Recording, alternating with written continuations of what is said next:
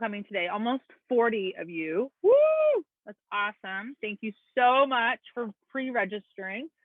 If you know someone who did not register and needs to know this information, all of it will be on our website, seizetheoar.com.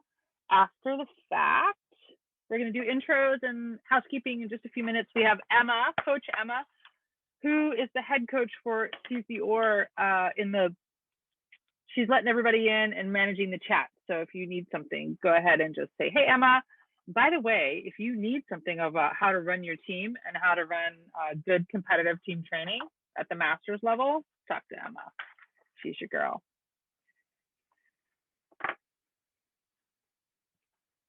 People are coming in. We want to honor your time, so we're going to get started. Welcome to number 7 in the Meetup series. Hi, Rachel. And Emma's introducing herself in the chat. You do the same. So introduce yourself, put what club and affiliation and location you are. We've got people coming from all over the world today. It's amazing. Thank you so much. This is number 7 in the series. Seize The Oar started this series last year during COVID because there was just a vacuum of chat about what to do with the para rowing community. There was a lot of chat about what to do with everyone else. So we decided to step into that arena. So thanks for coming with us. My name's Tara Morgan, and you can see I'm a she, her pronouns. It's great if you could get into the practice of adding your pronouns. If you would do that, you can rename yourself and add your pronouns. I also learned an important lesson. It is not your preferred pronouns. It is just your pronouns. So you can do that by clicking participants in the bottom bar, find your name, click the drop-down box that's called rename, and you can rename yourself. You could call yourself anything you want today. It's pretty awesome. I like Megan Thomas's, which actually has her former McAllister name. That's awesome. Welcome, everyone. Oh, good. Ellen's coming in. Lisa Wise from Rower Stream. Great, great, great. So be introducing yourselves in the chat, and we're going to get started. I would love it if you just kept yourselves on mute until we get to that part, which is going to be super fun. Oh my gosh, we're playing a super fun game today. Big thanks to our media partner, Steady State Network, who's also here. Rachel Friedman is in the room with us. Thank you, Rachel. I'm going to start my screen share.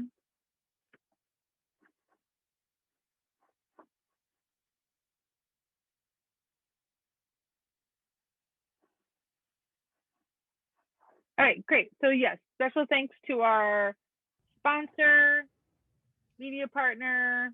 Here's our introduction slide. My name's Tara and Matt's here, and we're going to introduce Matt formally in just a second. The goal of today's meetup is to connect, network, build skills around the why of what we do. So we hope you'll participate fully. Here's the Steady State Network slide. This is the 2021 Para Rowing Global Meetup Series media partner. If you don't know about Steady State Network, check it out. Great podcast. I'm the co-founder, so a little bit biased. Awesome. And this is some of the teams. I think this is actually all of the teams as of this morning who are here. So welcome to all these great clubs. I love the name, the Fishguard and Goodwick Jemima Rowing Club. I'd love to know the history behind that. USA Invictus is here. Rower's Dream, which is a newcomer to the para world. Of course, Marilyn from Para Rowing Foundation, and I know that Ellen Mintzner just got here from Team USA Para. So thank you so much. One thing I wanted to talk about was you all answered this question with your registration, which was so interesting to see. I loved the hit the water running, adding new adaptive rowing sessions, staying in the moment, shifting culture, training with intention. Fantastic. So this is some of your fellow participants' answers. So just take that in for a second. We're all just here to do such a great job with para rowing and adaptive rowing and inclusive rowing. So today, this is how it's going to go. Me and Matt are going to have a conversation. We're going to play a game called the So That game, and then we're going to break it out, and you guys are going to play it with each other. And this is how we're going to distill down to the why of what we do. We're going to report from those breakouts with also a big fat networking and Q&A time. Okay. How's everybody doing? Good? Thumbs up? Awesome. Okay, so we're going to do introductions. I just want to say really briefly, Seize The Oar Foundation. This is our shirt, one catch, one finish, one team. And these shirts really exemplify what we're about. And we were founded in 2013 when I got a random email from a rowing professional who said, from an athlete who said, I've had a spinal cord injury. Is anyone capable or comfortable working with me to learn to row? And I said, sure, why not? I didn't know anything about it. That was 8 years ago this April.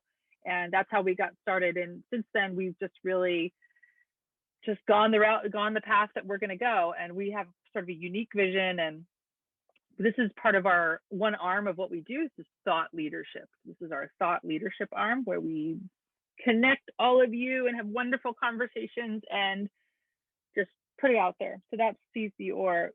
We are premiering a coaching certification in 2021. So look for that if you are currently a rower, a coach, program administrator. It's not for total beginners starting from zero, but it will be for people who have a tiny grasp on what they're doing or 30 years of a grasp of what they're doing. So it's all good. I showed you who's here today, and then just a reminder, be in the chat if you have questions you want to put out in the world or people you want to meet. We are each other's best resource, so we'd love to have you do that. So it's never a bad idea to review the why of what we do, right? Personally, professionally, programmatically. Even if you are a tiny program inside of a giant organization, it still has some value to say, here's the why. I like to use the why as a lens through which I make decisions for the organization. I'm the executive director. I have coaches that I hire. I have athletes that I serve.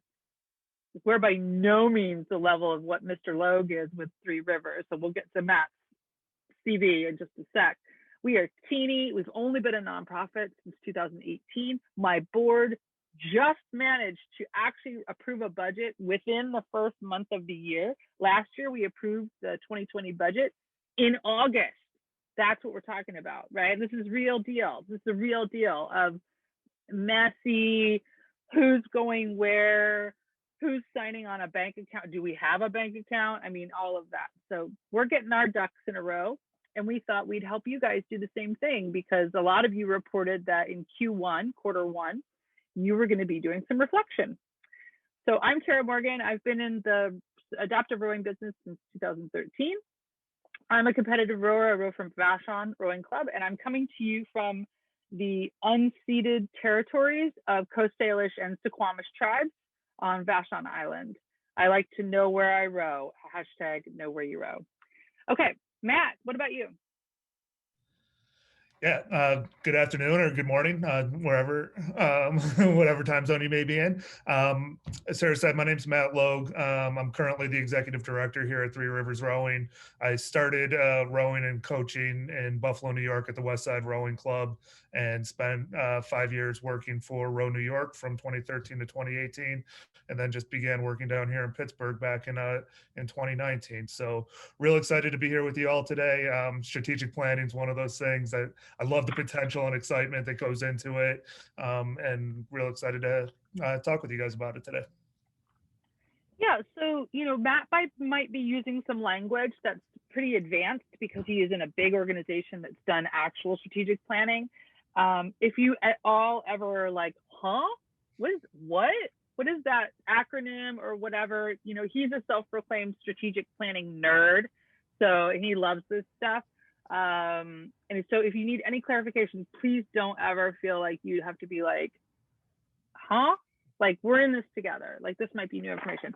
One thing I wanted to also say about my CV is that I'm the co-founder of Steady State Network with Rachel Friedman. And so we have been just enjoying meeting everyday rowers. And if any of you would like to contribute or participate with Steady State as an artist or a writer or anything, please let me know and let Rachel know.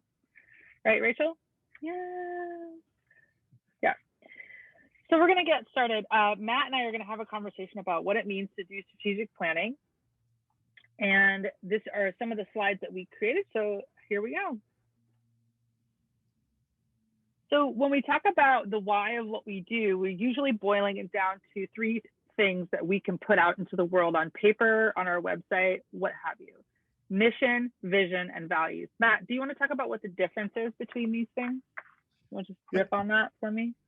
So every organization should have a mission statement, which is basically that guiding principle that defines who you are. In my experience, it's good to have a complete but brief mission statement. You don't want it to be a full paragraph long or anything like that you kind of want to refer back to. Throughout the planning process, you always kind of want to ask yourself the question, how does this advance our mission? How does this come back to who we are and what we are? Vision gives you a little bit more flexibility in the creative lens, in the sense that, what is your vision for executing your mission?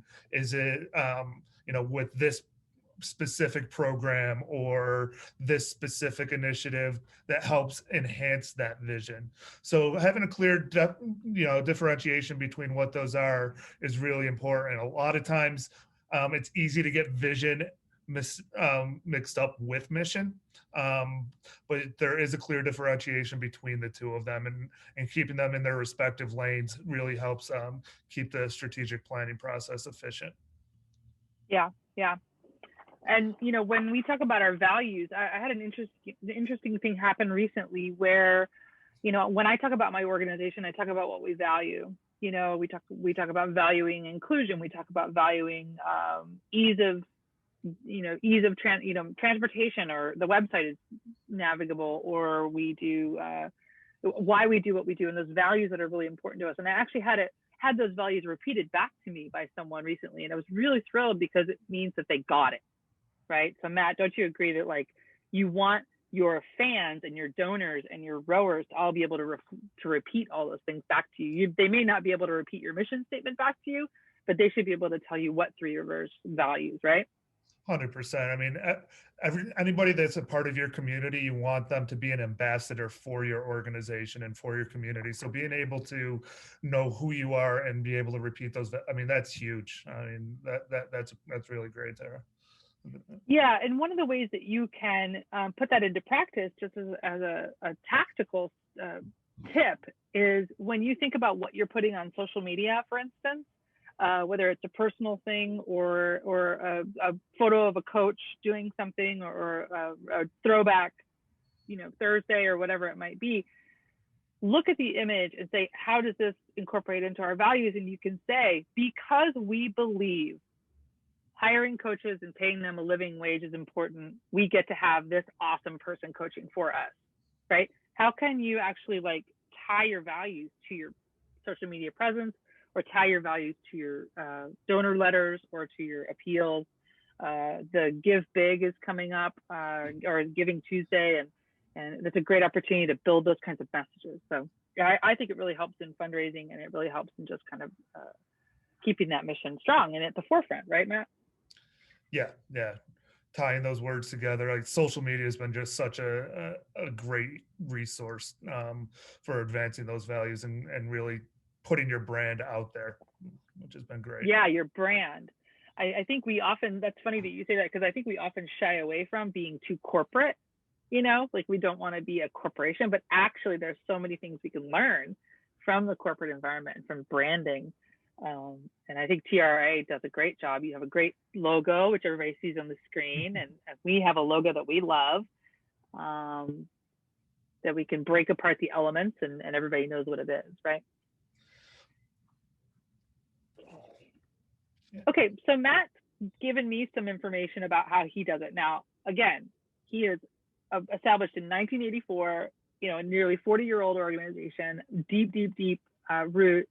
So Matt's going to kind of describe that end of the spectrum, and then I will describe the Seize The Oar end of the spectrum. So Matt, take it away. Yeah, so Three Rivers has had an ongoing strategic plan for about 10 to 15 years now. And I think that's something important to highlight is that strategic plans are not final. They just continue to evolve. There's different phases that you want to continually revisit throughout the lifetime of your organization to make sure that it's staying current and make sure that it's factoring in all the societal changes that may be going on. For example, when I first started in 2019, one phase of the strategic plan was coming to an end here at Three Rivers. So all of 2019 was evaluating how far along did we get in that phase. We kind of piggybacked off the 2020 census and created our own TRA census and sent it out to all of our stakeholders, athletes, parents, funders, masters rowers, coaches, alumni, just really trying to cast a big net to kind of see, how are we doing in the eyes of our community and what could we be doing better? The approach that I took to that was just three simple questions. What should we start doing? What should we stop doing? What should we continue doing? And try to get people thinking on all branches of that. And the feedback was really invaluable. And it allowed us to put, when we started planning as a board, it gave us a lot of great data points to kind of to start the process from. So dividing that, springboarding that into a 2020 plan, we came up with what we thought was the next good evolution, 5 standing committees to be filled out from the strategic plan to hit the ground running in 2020. And we got a full 2.5 months of great initiatives started off of that plan, but then COVID hit. So we had to immediately become adaptable and go back to that strategic plan and know what to put on hold, what to kind of put on a shelf for a little while, and what to kind of move forward with. And since then, in those 9 months since COVID began, we've revisited aspects of the strategic plan to like what will work now in a post-COVID environment, and how to continue to evolve the culture that way. So maintaining some adaptability within your strategic plan is a crucial component. That being said, I really think it's important to really have fun with the creation of a strategic plan. It's a great opportunity to really engage with your board members, with your community stakeholders, and get invigorated with new ideas and energy around your organization, and really come, the different perspectives that help inform the growth and evolution of any organization, big or small. We do have we are a larger organization. We do have a lot of constituencies, and I personally enjoy the challenge of trying to put the puzzle together of all the data points and make it all work for everybody. That's really something that I just find to be incredibly fun. So that's kind of where we are. I don't want to ramble on too much. I'm happy to answer any questions, but keep it adaptable, keep it fun, and don't be afraid to think outside the box or bring in additional perspectives to the planning, to the data gathering process. I think it's important that you don't have too many cooks in the kitchen when you're actually building the plan, but there's absolutely no harm in all positive from casting a big net early in the process to get the information out there. And then everybody feels a part of it. Then you really have a community plan that you're able to implement from there.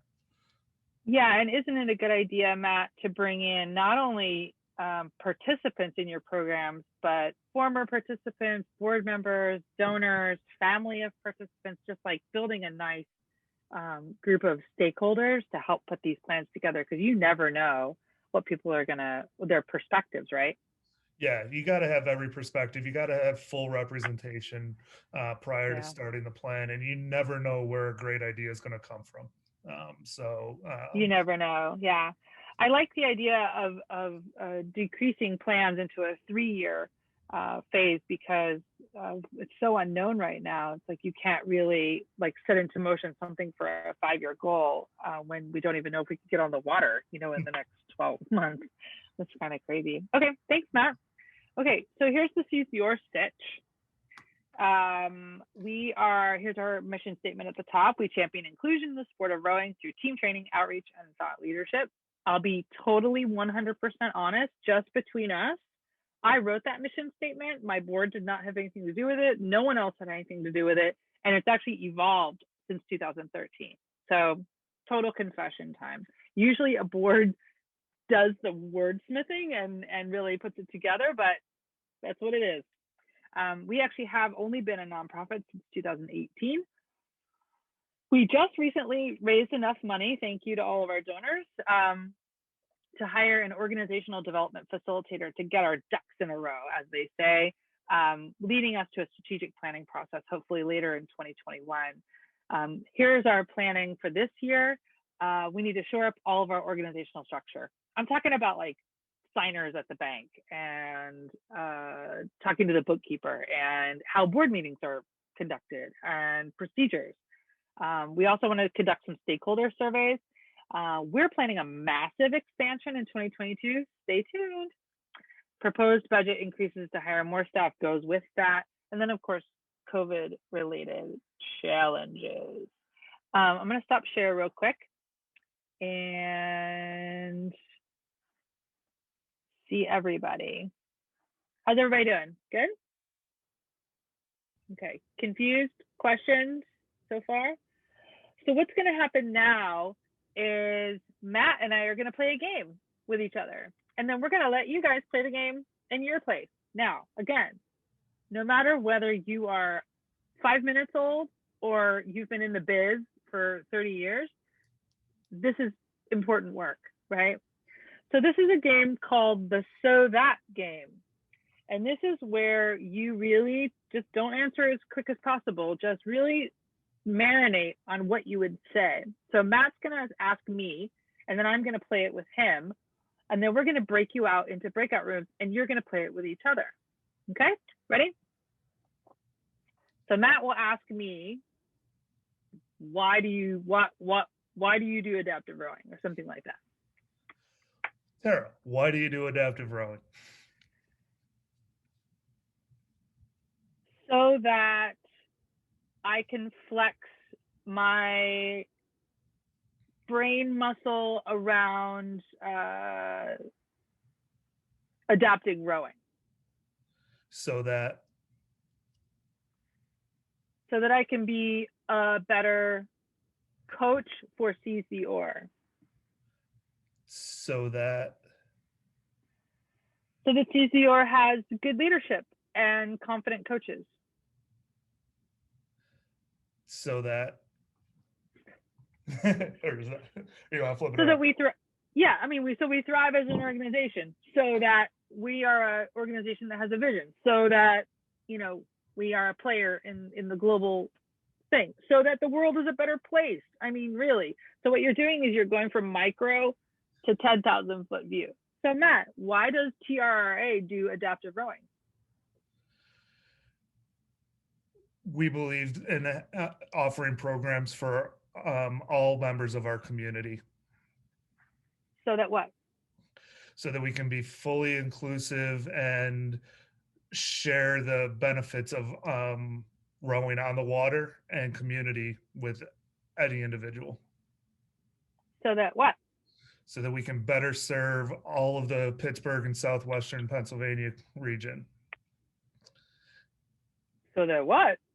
And so that we can be leaders on and off the water and ambassadors of the sport nationwide. Perfect. Now, what could you do with any of those statements that he made? That could be, 5 social media posts. We do adaptive rowing so that this happens. We do adaptive rowing so this happens. Do you see what I mean? Like, these are nuggets that you can take, and really, it feels inspiring. Like, I get chills when I hear stuff like that. I'm like, oh yes, be a leader in the sport, be a visionary, shake things up, right? And adaptive rowing tends to shake up organizations. Like, when it's introduced, when it thrives, it tends to be a ground shaker in a great way sometimes, most of the time actually. But let's be honest, it's a fearful place for people who aren't comfortable in the disability sphere. It's an aspirational place for many of us. Like, how many people here are interested in doing an adaptive rowing program or have thought about it, or have the equipment but don't know what to do, or had a group of people come and it was a terrible experience and none of my volunteers came back, or we're all sort of sitting in some of these pools of challenges with adaptive rowing. So good on you, Matt, for playing that game with me. I know it's hard. Do you see how he struggled a bit? Let yourself struggle. Let yourself, We have about 20 people here. So what I'm gonna do is I'm gonna put you into breakout rooms of just like 2 people. So I really want you to dig in, and we're gonna let you do this for a good amount of time. Get to know each other. You know what, maybe I'll do 3 people, just so it's a little bit more fun and we have a triangle. Okay, so I'm gonna put 3 people in a room and we're gonna let you go for like 10 minutes. And when we come back, what I want you to do is someone scribes what happened, because we don't need to hear from every single person, right? So someone be a scribe. What's a great idea is if you open a Google Doc, start a Google Doc, whoever's gonna be the scribe, and then as soon as we're done, hit that share, get that link and put that in the chat. That's a great way to do it, okay? Hi, Patrick Ward, he just got here too. He's a powerhouse. Okay, here's your breakout rooms. I'm gonna create, see, 20 divided by 3. We'll do 6 rooms, okay? So go for it. So you're playing the Zodat game. Someone says, why do you do adaptive rowing, or why does your organization do adaptive rowing? And that's a good starting off point, okay? Everybody good? Thumbs up? Everybody okay? All right, good, have fun. So welcome back, everyone. How was that? Good, good. So we're gonna do something called a chatterfall before we move on. So a chatterfall is open up your chat, so click the chat button and make sure that the drop-down menu, the blue drop-down menu says everyone. And I want you to type in one word that just exemplifies your takeaway. And don't hit return yet. Just type it into the box. Just one word that just kind of exemplifies, says, yes, that's what I was doing. And then on 3, we're gonna all hit return. 1, 2, 3, hit return. Community, confidence, path, awareness, passion, flow, passion, motivation. You guys, love. That's some serious love right there. Keep it coming. All you gotta do is type a word into the chat. Keep it coming. So Matt actually has some great additional slides that I want to use. And I think before we totally go here. So here's another one from Matt. I'm gonna have him chat about it. Thank you everyone for doing that amazing exercise. Before we go on, do any rooms want to report? I'd love to hear from a couple rooms. Who wants to report? Rich? I'm calling on Rich. If we wrote anything down, we'd have a great report. Yeah, we were so busy talking. It was amazing. We wrote nothing down. That's awesome. So what would you have written down if you had written down something? Oof. Or Ellen, either one. I know. Well, we just kind of walked through the exercise, and I had done it before in a slightly different version, and just kind of explaining that when you get to that end of the road where there really is not much else to ask of the so what or then what, that's actually your basis of your logic model if people are needing to put those together for organizations. So your logic model is that highest, broadest reaching community ideal that you're going to be going for, and is usually pretty close to the end of the road of this exercise that you guys exampled for us. So we had fun playing with that, and just really appreciate those guys. Great. And if you don't know Ellen Mintzner, she's another great resource. She's the head of Team USA for the para team based in Boston, Massachusetts. So she's based at Community Rowing. And so she's a great resource if you need some Paralympic advice, PR3 especially advice. She's working with the PR3s especially, among others. Anyone else want to report back? Tony or Mohammed or Megan or Rachel? Anyone? Sure. So I was in a room with Tony. Tony, do you mind if I share? Okay. So we had a great chat. It was she was really good because she let me push her a little bit. I'm really here to watch and see and listen and learn. I'm not 100% involved with an adaptive program myself, so I kind of kept pushing Tony and we chatted a bunch. What I like is that the so that came kind of waterfalled into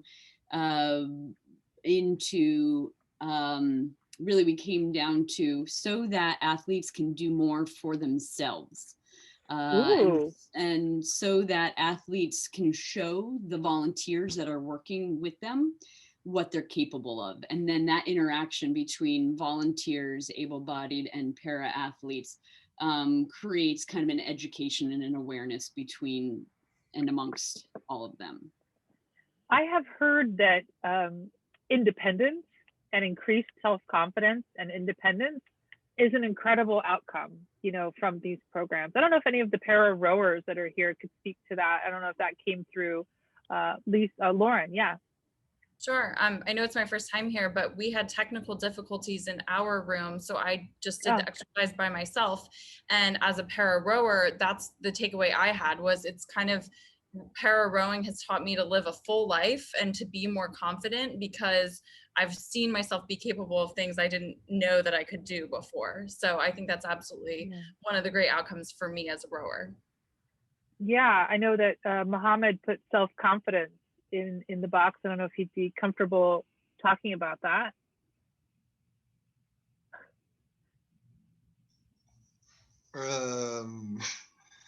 Self-confidence in myself because it's when I row with one hand, it's so difficult. In the rowing machine. Do you row? With one hand. On the rowing machine. Yeah. Yes. Do you use the hook? The hook, yes, the hook. Yeah. Yes. And where do you row? From Tunisia. Oh, from Tunisia. Wow, welcome. Yay. Thanks. Okay, thank you for talking. That's awesome. Okay, so really wonderful, you guys. That was exactly what we were looking for.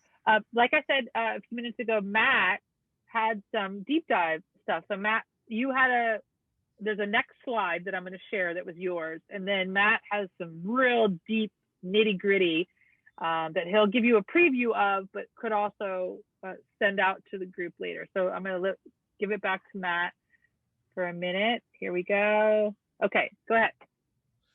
Yeah, so just kind of pulling it all together, like these are some of the, just kind of, again, an outline of how we approached our strategic plan coming into the end of 2019, early part of 2021. And what I'm going to put now, and hopefully this works, I'm not super good with the Googles, but I'm putting a document in the chat that was really just our template. That's an open template. I had a professor in college that says, if you see something that somebody else is doing and you like it, steal it and make it your own. So I'm encouraged, if this could be helpful to anybody, I encourage you to steal it and make it your own. We were really fortunate that our board chair did strategic planning as part of her day job and was able to create a lot of this. This spreadsheet for us. And it worked as a very good guide throughout the process. There's timelines, there's windows on here. There's a list of about 25 to 30 questions that you can ask when you're either doing your census or doing interviews of athletes and programs on there. And it can really be adjusted to any size club, not just big clubs like ours, but you can really customize it down. You know, one of the acronyms that Tara was mentioning that you may not have heard of before is a SWOT analysis, which is strengths, weaknesses, opportunities, and threats. And really, that is a great exercise to do in two parts. First, on your own individually, thinking about your organizations and your programs, and then with a small group and doing it as a full group exercise. And if you have the opportunity to do it, we're in the Zoom world probably for another couple months or a year or so. So whiteboarding it collectively, try to make it as engaging and group centric as possible. it becomes a real telling, informative exercise. So I put that up there. I'm happy to answer any questions at any time. Feel free to email me, or I'll put my email up in the chat.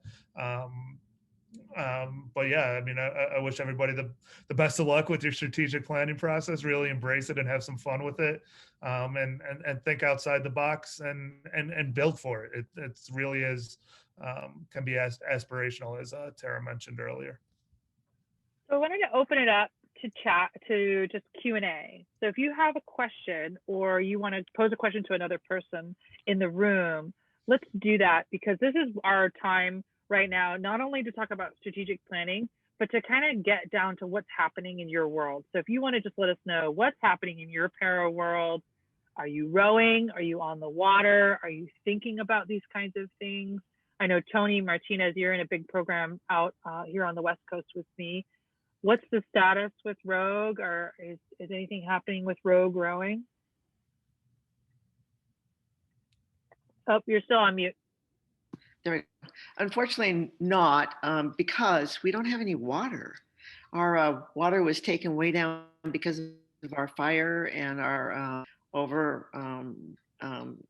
the watering of our crops, and then down farther because of the big fires that we had in our area, and then down even farther because of the fish spawning. So we basically have 5% in our reservoir, and we can't get our people out on the water. It's too dangerous. I mean, it's the slope that we have to do. Hoping for a good rain season this year to get people back on the water, and even ourselves. I mean, we don't even have our own crews on the water right now. Wow, so we're very limited. And the COVID thing has caused a lot of our rowers to be not wanting to come to the boathouse to do erging. They do some at home, but it's pretty limited. So we're in touch with them. Yeah. Touch with them, but that's it. I want to invite everyone to the Seize the Oar workout. Happens every Sunday, and it's both erging and strength and conditioning, and it's at least an hour, and it will kick your butt. I do it. We have PR1 athletes doing it, PR2, PR3, able, just friends, fans. We do a little mindfulness. We do some hardcore erging. We do body weight workouts or workouts with very little equipment. So if you'd like to participate in one of those, just let us know in the chat. We'll let you come to that first one, and you can just check it out. Okay. That'd be great. But yeah, we'd love to have the Rogue Rowers join us. Let's see. Leah is with you. Catherine Hauser, what's going on in your world? Catherine comes to every one of these. I'm here. I shared with my small group, and I have to tell you, I already have a response. We are being held up. It's for lack of a nail, the shoe was lost, the horse was lost, the battle was lost. We are trying to put our PR1, PR2 erg constituents, and we have seats, we have ergs, but we were short clamps to clamp the seat safely on. And Helmut kindly is helping us with a short-term loan, but they can get us everything else, but we can't clamp them on. And as I say, this is a community of people who get things done. We support each other, and the word adapt, MacGyver, find a solution.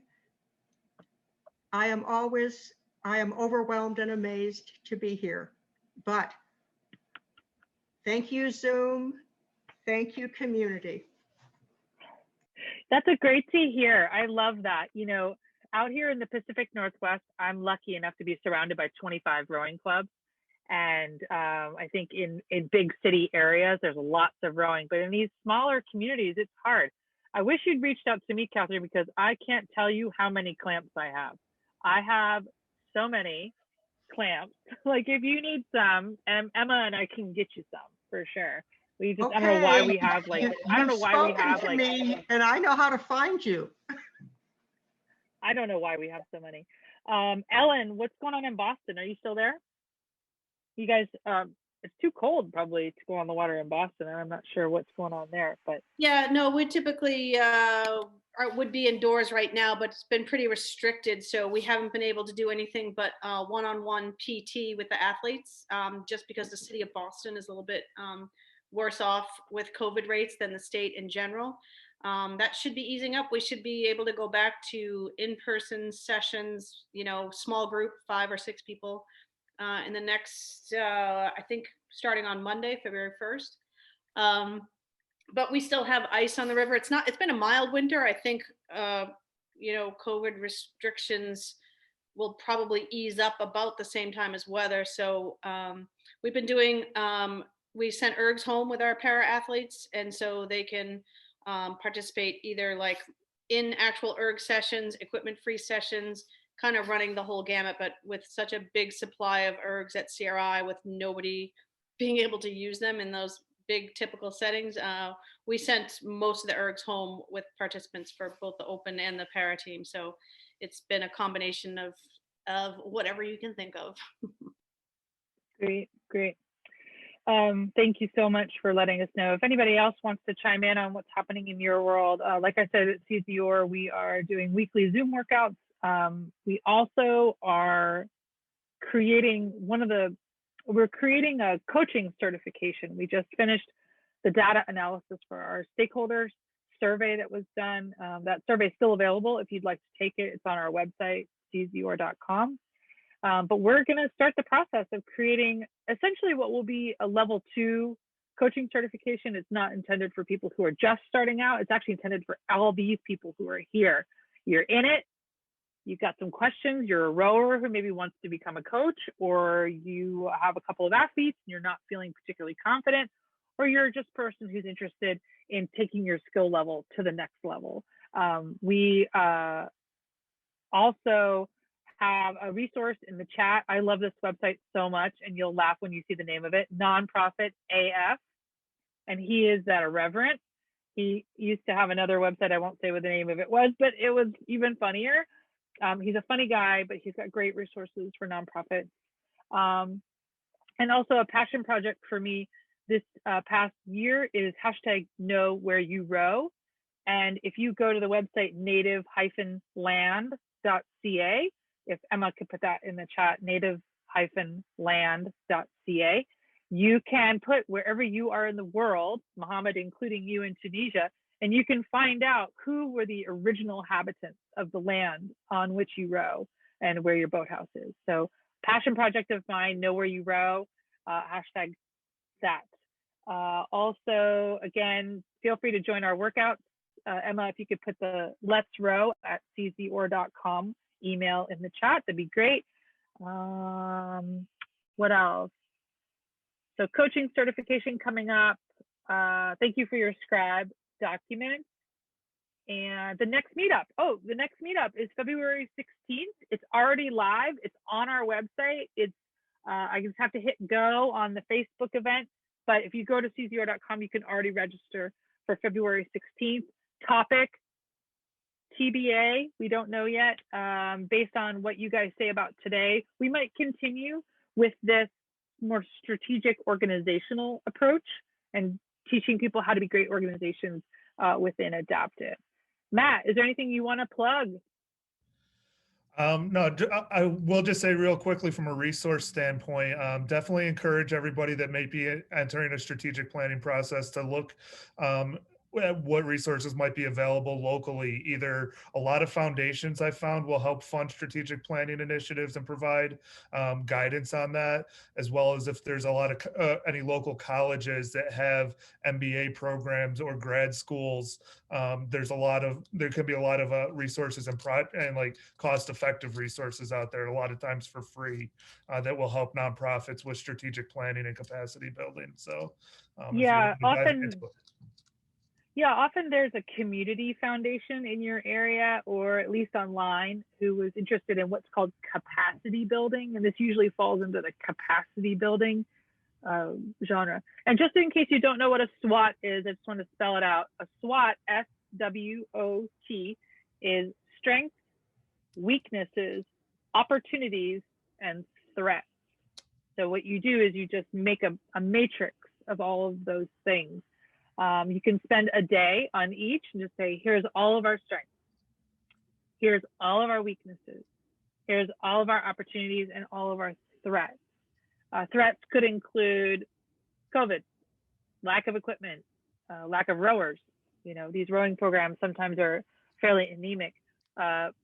Anemic pipeline for coaches. That's what we're trying to address at Seize The Oar, is the anemic pipeline for coaches. So does anybody want to plug anything for what you're doing?